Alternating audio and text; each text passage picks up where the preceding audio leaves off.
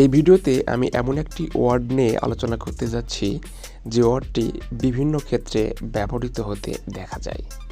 সাধারণত ভালো অর্থে অথবা খারাপ অর্থে, বিভিন্ন অর্থে, নেগেটিভ পজিটিভ উভয় অর্থে এই ওয়ার্ডটি ব্যবহার করা হয় এবং গুগলে অনেক সার্চেবল একটি ওয়ার্ড এক্সপোজড।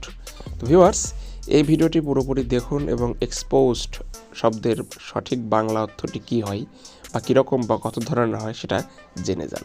শুরুতে একটি এক্সাম্পল লক্ষ্য করা যাক। The movie is popular among the people for some exposed sins. Bangla হচ্ছে কিছু নগ্ন বা খোলামেলা দৃশ্যের জন্য মুভিটি লোকজনের মধ্যে জনপ্রিয়। ভিউয়ার্স, আশা করি বুঝতে পেরেছেন যে এক্সপোজড বলতে সাধারণত বাংলায় কী বোঝানো হচ্ছে। কিছু সিনোনিম দেখুন: nude, opened, unarmed, bare, manifest, naked, uncovered, undressed. এই সবগুলো শব্দের অর্থই কিন্তু একই ধরনের এবং এক্সপোজড শব্দও কিন্তু এদেরই সিনোনিম।